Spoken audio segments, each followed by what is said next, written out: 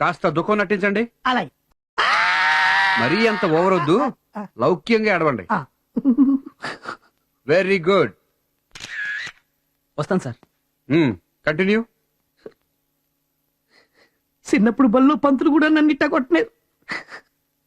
అయ్యా వకీల్ గారు, అది నా పెళ్ళం కాదండి, రాక్షసి, దయ్యం. మా అమ్మకడుకు చల్లగుండి బతికాను కానీ రాత్తుంటే అది నన్ను చంపేసుడు. దాని మీద మటర్ కేసెట్టి ఉర్చిచ్చిపోయేట్టు చూడండి. ఆవిడికే కాదు, మీకు మీ భార్య మీద చాలా కోపంగా కసిగా ఉన్నట్టుందే. ఇష్టం లేని పెళ్ళా? కాదండి, మనువు నాటికి సన్నగా సిరుగ్గాల్లో ఉండేదండి. శోభనం నాటికి బెల్లం బుట్లో పరిచిపోయిందండి. శోభనానికి పెళ్లికి అంత ఆలస్యం ఎందుకైంది? కన్నోళ్ళు కట్నం బాకి స్కూటర్ స్టీల్ బీరో అంపించేసరికి లేట్ అయిందండి. చేప ఎందుకు బలిచావని అడగలేదా? అడిగారండి. మీ మీద పెంగండి అందండి. డాక్టర్ చూపించలేదా? చూయించారండి. మందులు తిని ఇంకా బలిసిపోయిందండి, పిప్పళ్ళ బస్తాలాగా. లావు అయినంత మాత్రాన కోపడితే ఎలా అండి? కోపం కాకపోతే కత్తితో కాకుండా కాలుతోనే చంపేసేదండి. శోభనం రాత్రి ఏమైందో తెలుసా అండి? కోర్టుకు వకీలుకు నిజం చెప్పాలి కాబట్టి చెబుతున్నానండి. శోభనం రాత్రి మీద కాలేసి, ఏమండి మీరెందరు అన్నదమ్ములు అని అడిగిందండి.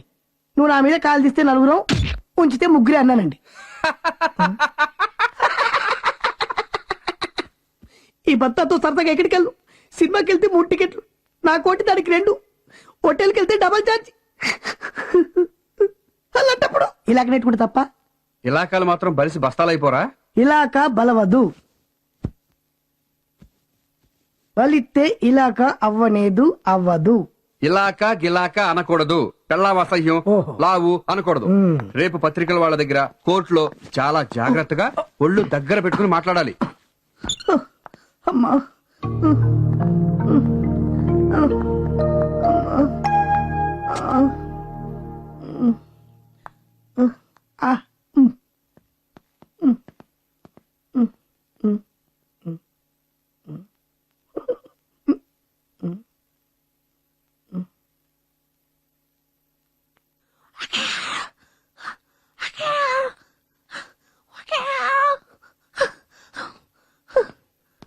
నేను సాయంత్రం వచ్చి మళ్ళీ పూర్తి స్టేట్మెంట్ తీసుకుంటాను.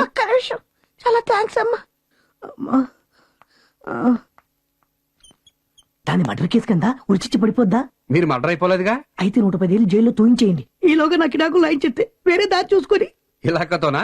చిచి, మీ తోడు కనిపెట్టేశారు.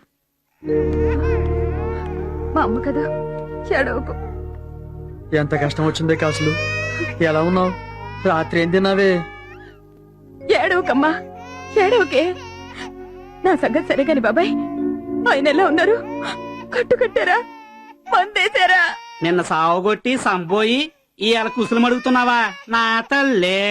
ఎందుకు చంపకూడదయ్యా? నా మొగుణ్ణి ఆ దయ్యం వల్ల వేసుకుంది, మందెట్టింది. దాన్ని మరిగి నా కాపురంలో నిప్పులు పోశాడు. నాకిద్దరు బిడ్డలు తెలుసా?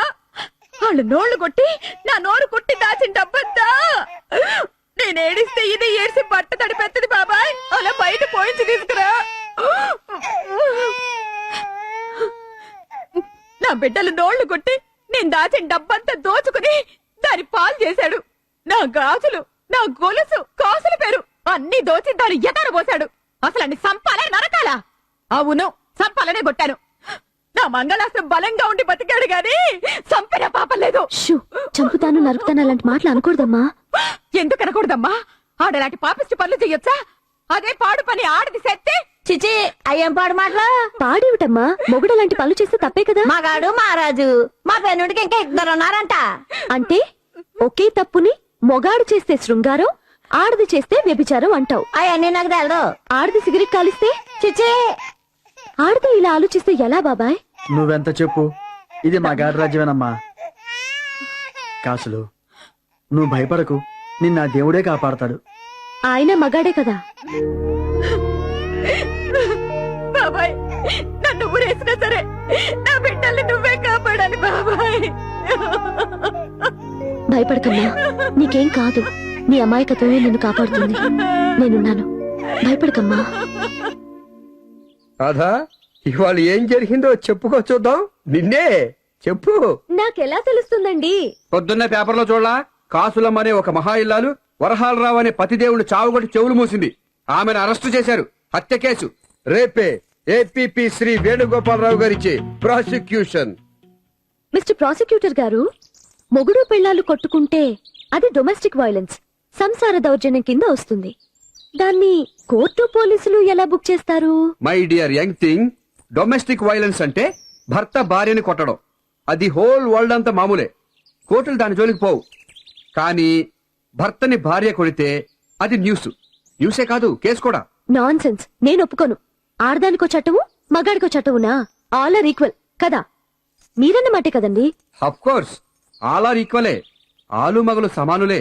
కానీ మగాడు కాస్త ఎక్కువ సమానం. నేను చెప్పేది వినండి. ఒక ఇల్లాలు మొగుడు చాటు పెళ్ళాం తెగించి భర్తను కొట్టింది అంటే ఆ మొగుడు ఎంత ఘోరం చేసుంటాడో ఆలోచించరా? అది కనుక్కోరా? దానికేముంది, అడుగుతామండి. కానీ వాడు ఎంత ఘోరం చేసినా ఒక ఆడది అలా కొట్టి చంపేయడమేనా? No. But she can't take law into her own hands. ముందు పోలీసు రిపోర్ట్ ఇవ్వాలి. ఓహో, వాడింకో ఆడదాంతో కులుకుతూ ఉంటే నేను పోలీసులకు చెప్పొస్తా, అందాక ముద్దులాడుకోండి అనాలా?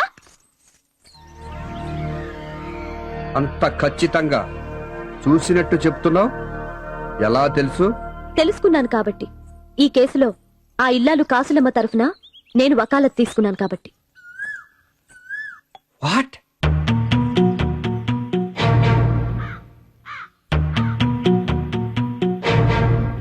వాట్?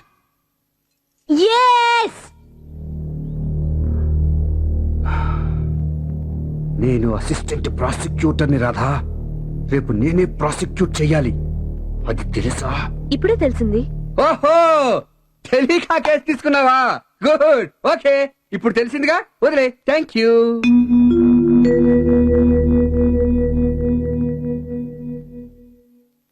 కుదరదు. వాట్ డు యు మీన్ కుదరదు? ఎలాగండి? ఎలా కుదురుతుందండి? నేను ఒప్పేసుకున్నాను. అయినా వాట్ ఈస్ రాంగ్? ఏమిటండి నేను చేస్తున్న తప్పు? తప్పున్నరా? నేను నీ భర్తని నిండు కోర్టులో ఒక క్రిమినల్ కేసు ప్రాసిక్యూట్ చేస్తుంటే నువ్వు నా పెళ్ళానివి నన్నే ఎదిరిస్తావా? నీకెంత ధైర్యం? నేను పోనీ పాపని లాయర్ని చేస్తే నన్నే ఖండిస్తావా? సంగతి చెప్పినా కూడా కాదంటావా? కేసు వదిలేమని ప్రాధాయపడుతుంటే చీకొడతావా? అగో ఇదే ఆగమంటుంటే ఎంతకి తెగించావు? నువ్వు ఆడదానివేనా? ఇల్లాలివేనా? నీకు మొగుడంటే భయం భక్తి లేదా? ఇదిగో 10 మందిలో నన్ను ఎదిరిస్తావా?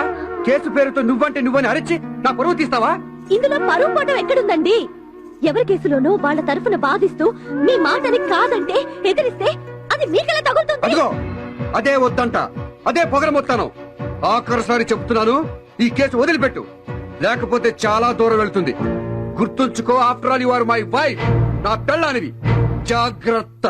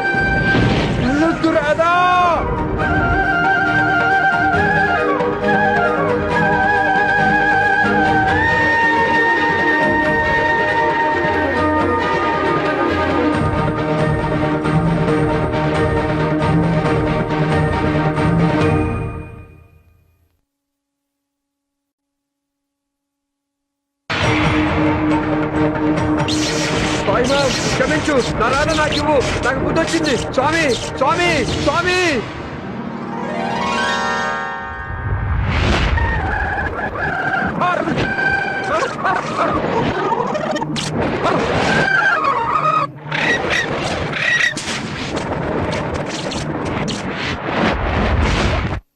After all you are my wife, నా పెళ్ళానివి, జాగ్రత్త అనేవాడు ఇంకో మొగుడైతే